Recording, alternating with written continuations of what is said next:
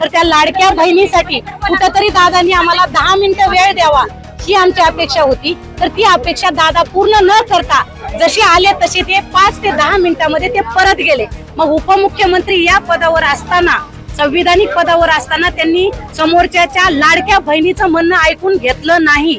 ही एक व्यथा आहे आणि ही खरंच महाराष्ट्राच्या संस्कृतीमध्ये बसत नाही। तर ही अशा लोकांनी मंत्रिपद का घ्यावेत हा खरंच मला तर आज वाटतं की अशा लोकांना मंत्रिपद देताना सुद्धा म्हणजे चुकीच्या गोष्टी होत आहेत। फडणवीस साहेबांना माझी विनंती आहे की कृपया तुम्ही आजपर्यंत जे चाललेले न्याय व्यवस्थेवर विश्वास असा ढवळू देऊ नका। आणि जर असं चाललं ना तर मग ही जनता शांत बसणार नाही। आम्ही मुख्यमंत्री साहेबांच्या विश्वासावर बसलेलो आहोत। पर्यंत ते आम्हाला न्याय मिळत नाही तोपर्यंत त्यांना मंत्रिपद द्यायला नाही पाहिजे। जे मंत्री आहेत त्याला अजित पवार आलते, काय बोलणं झालं तुमचं? काय बोललेच नाही, ते भिवून गेले, ते घाबरून भिवून गेले इथून, ते आम्हाला बोललेच नाहीत। असं नका पळ का काढला, काय कोणत्या गोष्टीला घाबरले, नेमकं काय चाललंय, काय आम्हाला प्रश्न पडलाय हा। राज्याचे उपमुख्यमंत्री अजित पवार आज मसाजोग इथे येऊन मयत सरपंच संतोष देशमुख यांच्या कुटुंबियांची भेट घेतली। मात्र त्यांनी कुठलाही आमचं ऐकून न घेतल्याचा आरोप जे आता ग्रामस्थ करतात, महिला करतात, माझ्यासोबत आहेत। काय आरोप आहे, काय झालं, नेमकं काय घडलं इथं? दादा आले, आम्हाला वाटलं म्हणजे आशेचा किरण आल्यासारखा वाटला होता। ज्यावेळेस आमच्या गावातील बरेच जण म्हणजे 70% गाव दादाच्या येण्याला विरोध होता, तरी सुद्धा आम्ही समोपचाराने बोलून सगळ्यांना मुलं आमचे तयार झाले की बाबा येऊ द्या, दादा यायला लागले। तर किंवा दादा कामाचा वादा आहे असा जो त्यांचं वाक्य असतं किंवा त्यांच्या कार्यकर्त्याचं असतं किंवा सगळ्यांनाच माहिती की दादा काम करतात, ही आम्हाला आशा लागली होती। मग आम्हाला दादांना बोलायचं होतं, आम्हाला आमची व्यथा मांडायची होती की बाबा हे प्रकरण झालेलं आहे, तर याच्यात आम्हाला लवकरात लवकर न्याय, राहिलेले आरोपी तुम्ही लवकरात लवकर अटक करून त्यांना फास्ट ट्रॅक मध्ये तो निकाल घेण्यात यावा, ही मागणी आम्हाला महिला भगिनी म्हणून, कारण आम्ही पूर्ण भयभीत झालेले आहे तिथलं वातावरण सगळं। आणि वरवर धमक्याचे चालूच आहेत, म्हणजे दबक्या आवाजामध्ये धमक्या चालू आहेत सगळ्यांना। आणि आता घराच्या बाहेर कुणाला जायचं, आमचे मुलं कामावरचे आहेत, ते कामावर पण जायला बऱ्याच ठिकाणचे तयार नाहीये, कारण प्रत्येकाला भीती वाटतेय। तर हे वातावरण कुठंतरी कमी व्हावं आणि दादांनी आम्हाला न्याय द्यावा। एक आम्हाला लाडकी बहीण म्हणून जे त्यांनी सगळीकडे जाहीर झालेले, तर त्या लाडक्या बहिणीसाठी कुठंतरी दादांनी आम्हाला 10 मिनिटं वेळ द्यावा ही आमची अपेक्षा होती। तर ती अपेक्षा दादा पूर्ण न करता जसे आले तसे ते 5 ते 10 मिनिटांमध्ये ते परत गेले। मग उपमुख्यमंत्री या पदावर असताना, संविधानिक पदावर असताना त्यांनी समोरच्या लाडक्या बहिणीचं म्हणणं ऐकून घेतलं नाही। ही एक व्यथा आहे आणि ही खरंच महाराष्ट्राच्या संस्कृतीमध्ये बसत नाही। तर ही अशा लोकांनी मंत्रिपद का घ्यावेत हा खरंच मला तर आज वाटतं की अशा लोकांना मंत्रिपद देताना सुद्धा म्हणजे चुकीच्या गोष्टी होत आहेत। तर त्यांनी सर्वसामान्य लोकांचं म्हणणं ऐकून घेतलं पाहिजे होतं। एकतर काय बोलणं झालं, नेमकी काय चर्चा झाली? कुणाशीच काही बोललेलं नाही, ते एकटेच आल्यानंतर बोलले आणि नंतर त्यांनी म्हणले की मी त्यांच्या आईला आणि मिसेसला बोललो। अक्षरशः सांगायची गोष्ट म्हणल्यानंतर तर ते भावनिक त्या सगळेही त्यांचं कुटुंब म्हणजे पूर्ण खचून गेलेलं आहे, त्यांना शब्द फुटत नाहीत। अक्षरशः म्हणजे अश्रूचा बाण सुद्धा सगळा वाळून गेलेला आहे याच्यामध्ये। मग त्यांना बोलून तुम्ही डायरेक्टली जाताय, इकडे सगळ्यांना सांगितलं की मी एक ठिकाणीच येऊन बोलणार आहे आणि 10-20 मिनिटं थांबणार आहे, तर 5 मिनिटांमध्येच येणे आणि 5 मिनिटांमध्ये जाणे हे कितपत योग्य आहे? तर दादांनी खरंच आज आमच्या गावाचा अपमान केला इथं येऊन, ते आले नसते तरी आम्हाला काही वाटलं नसतं। काय घडलं नेमकी? तुम्हाला येऊन अगोदर तिकडे भेटले, काय झालं आणि तुम्ही आज आक्रोश पुन्हा व्यक्त करताय की अजित पवार येऊन निघून गेले? हे पहा की आजपर्यंत जे मुख्यमंत्री साहेब जे म्हणजे चाललेलं आहे की आरोपी एवढे पकडले वगैरे, तर आम्हाला कुठेतरी विश्वास वाटतोय त्यांच्याबद्दल की ते काहीतरी चांगली कामे करू लागलेली आहेत आमच्या संतोष दादाला न्याय मिळवून देण्यासाठी। परंतु आज जरा हे विचित्रच प्रकार झाला। हे असं म्हणजे हे अजितदादा आले तिकडे, यांना बोलले, ताईंना, अश्विनी ताईला आणि त्यांच्या आईला, आणि त्या तर बोलण्याच्या मनस्थितीत नाहीत हे माहितीये त्यांना। मग ते फक्त त्यांचंच ऐकून गेले ताईंना आणि परत इकडे आले। बऱ्याचशा महिला त्यांना काहीतरी मांडणार होत्या, त्यांच्या समोर बोलणार होत्या, ते निघाले। ह्या ताई बोलतात, समूह बोलतोय त्यांच्याशी आणि ते पळ काढतायत। यावरून आम्हाला असं वाटतंय की आम्ही कसा विश्वास ठेवायचा ना। फडणवीस साहेबांना माझी विनंती आहे की कृपया तुम्ही आजपर्यंत जे चाललेले न्याय व्यवस्थेवर विश्वास असा ढवळू देऊ नका। आणि जर असं चाललं ना तर मग ही जनता शांत बसणार नाही। आम्ही मुख्यमंत्री साहेबांच्या विश्वासावर बसलेलो आहोत. म्हणजे अजित पवार न बोलता निघून गेले. हा, न बोलता महिला बोलतायत त्यांना, मी करतो ही करतो काय करतो, आणि ते निघून गेले. मग हे हा विश्वास ढळण्याची लक्षणं आहेत ना.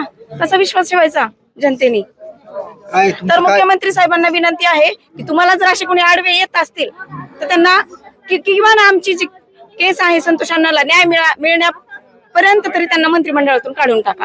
कुणी असू द्या, हे आज जे केलं ना, कुठलेही मंत्री असू द्या, आम्हाला काही घेणं देणं नाही त्याच्याशी. पण जे तुम्हाला असे कोणी आडवे येत असतील, कुणीही असू द्या, पण आमची केस जी पूर्ण होईपर्यंत आणि अण्णाला न्याय मिळेपर्यंत जर तुम्हाला कोणी आडवं येत असेल ना तर त्यांना काढून टाका तोपर्यंत.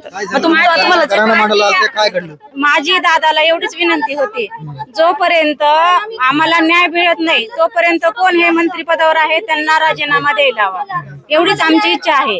माझी याच्यापुढे काही इच्छा नाही, पण जोपर्यंत ते आम्हाला न्याय मिळत नाही तोपर्यंत त्यांना मंत्रिपद द्यायला नाही पाहिजे. जे मंत्री आहेत त्याला. अजित पवार इथं आलते, काय बोलणं झालं तुमचं? काय बोललेच नाही, ते भिवून गेले, ते घाबरून भिवून गेले इथून, ते आम्हाला बोललेच नाहीत. आम्हाला प्रश्न पडला, तुम्ही पळ का काढला? कोणत्या गोष्टीला घाबरले? नेमकं काय चाललंय? काय आम्हालाही प्रश्न पडलाय. हा, का घाबरून का पळाले? आम्हालाही प्रश्न पडलाय. कशामुळे ते घाबरले? कुणाला घाबरले? ते आम्हाला न बोलताच का गेले? मग ते आरोप कोणावर नेमकी? आरोप आमचा कोणावर नाही, जे असेल ते असेल. आजपर्यंत 13 दिवस झालं साऱ्या जनतेला माहिती आरोप कोणावर आणि कोणावर नाही ते. आज 13 दिवस झालं तुम्ही काय करतात? हा, आमच्या भावाला तुम्ही 2 तासात तुम्ही गायब केलं होतं का नव्हतं केलं त्याचं? तुम्ही आता 13 दिवस झालं तुम्ही काहीच करू शकत नाही, मग तुम्ही काय येतं? तुम्हाला काय म्हणायचं नेमकं? काय तुम्ही होता तिथं आता? महिला सगळ्या संपूर्ण गोळा झाल्या, काय करांना मांडण्यासाठी अजित पवारांकडे आलते, काय ऐकलं ना तुमचं? काही काहीच नाही ऐकलं, बोलू बी दिलं नाही, लगेच गेले ते. काही आमचं ऐकून घेतलं नाही. आम्हाला न्याय पाहिजे, न्याय. आमच्या संतोष अण्णाला न्याय पाहिजे. जोपर्यंत न्याय मिळत नाही तोपर्यंत आम्ही रस्त्यावर बसू, आम्ही उठणार पण नाहीत अजिबात. जे मंत्रिपदावर आहेत त्यांना राजीनामा द्या. आमची केस सॉल्व्ह भावनिक क्षण आहे. काय अश्रूचा मान फुटतो तुमचा. मात्र अजित पवारांनी काय घराण्यावर तुमचं ऐकलं नाही? सगळं प्रकरण नाही ऐकलंच नाही, काहीच ऐकलं नाही, लगेच गेले ते पळून भिवून. जरा तरी थांबायचं ना. मग लाडकी बहीण केली त्यांनी, तर मग आम्हाला थांबायचं ना बोलायला. नीट तरी आम्हाला बोलायचं होतं ना त्यांच्याशी. त्याच्यामुळे आम्हाला मोठी आशा होती ना दादाची, पण आम्हाला समजून घेतील म्हणून. आम्ही त्यांच्या बहिणीत ना, मग आम्हाला त्यांनी समजून घ्यायला पाहिजे होतं ना. आमचं काय मागणं ते तरी पूर्ण ऐकायला पाहिजे होतं ना. त्यांनी न ऐकताच पळून गेले ते. असं का बरं? मग आलते कशाला इथं? ते आम्हाला नादी लावायला आलते का इथं? मी आलो तुमच्या सोबत, तुमच्या गावाला भेट दिली, असं करायला आलते का इथं? ते काहीच गरज नव्हती ना त्यांची इथपर्यंत येण्याची. मग या ठिकाणी अजितदादांकडनं ग्रामस्थांची प्रचंड अशी अपेक्षा होत्या, पण दादांनी फक्त धावती भेट या ठिकाणी घेतलेली आहे.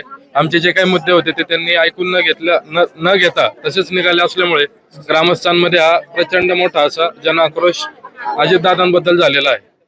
आणि आमची एकच मागणी आहे, आम्हाला राजकीय कुठलीच गोष्ट माहित नाही. आमच्या फक्त संतोष अण्णा कोण आरोपी आहेत त्या सगळ्या आरोपींना आणि यांच्या मागच्या मास्टर माइंडला लवकरात लवकर फाशीची शिक्षा व्हावी, हेच सगळे मसाजो ग्रामस्थांची इच्छा आहे. आणि हे लवकरात लवकर फास्ट ट्रॅक वर करून घ्यावं एवढीच इच्छा आहे. धन्यवाद. काय घडलं? तुम्ही आता अजित पवार आले होते, काय झालं नेमकी? आणि अजित पवारांनी तुमचं घरानं ऐकलं नाही किंवा म्हणणं ऐकलं नाही असा आरोप केला होता नाही ऐकलं. आम्ही पाठीमागून आवाज दिले. महाराष्ट्र ही संतांची भूमी आहे आणि त्या भूमीमध्ये अतिथी देवो भव याप्रमाणे आम्ही त्यांचं स्वागत, म्हणजे अशी परिस्थिती असून सुद्धा सगळं गावकऱ्यांनी काय केलेलं, त्यांचं म्हणजे शांततेत वगैरे त्यांना बसायला जागा वगैरे दिली. असं असताना ते का पळून गेले आम्हाला प्रश्न पडलाय. आम्ही कसा विश्वास ठेवायचा? फडणवीस साहेबांवर खूप मोठा जनतेचा विश्वास आहे. जे त्यांचं काम चाललंय की ते 4 आरोपी पकडले, ते चांगले कार्य करायला, पण ते लवकरात लवकर करतील असा विश्वास आहे. पण असं केल्यानंतर काय करायचं ना जनतेने? कशी शांत बसतील जनता? आम्ही दुपारपासून अजितदादा येणार म्हणून आम्ही वाट पाहत होतो. पूर्ण गाव त्यांच्याकडे डोळे लावून होतं आणि तसं असतानाही ते इथं हजर झाल्यानंतर आम्ही त्यांचं स्वागत केलं. तरीही आम्ही इतक्या दुःखामध्ये असूनही आमचे डोळे त्यांच्याकडे होते की त्यांनी आम्हाला काहीतरी न्याय देतील, आश्वासन देतील. पण तसं न करता आम्ही दादांना आवाज देऊनही त्यांनी पुढे निघून गेले. मग का गेले? नक्कीच या महिलांचा हा आक्रोश आहे. अजित पवार आज मसाजोग या ठिकाणी आले, मात्र त्यांनी आमचं घराणं ऐकून नाही घेतलं. घराणं न ऐकताच ते निघून गेले. ते आलते कशासाठी हे सुद्धा आम्हाला माहित नाही. आणि जे काही राज्याचे मुख्यमंत्री आहेत देवेंद्र फडणवीस यांनी आमचं घराणं ऐकावं, जे कोणी या प्रकरणामध्ये आवाज दाबण्याचं काम करतंय त्यांना मंत्रिमंडळातून काढून टाकावं, असा देखील विश्वास किंवा असं अशा अपेक्षा ज्या आहेत ते ग्रामस्थांनी व्यक्त केलेल्या आहे. मुंबई त्यासाठी योगेश काशी, बीड, मसाजोग.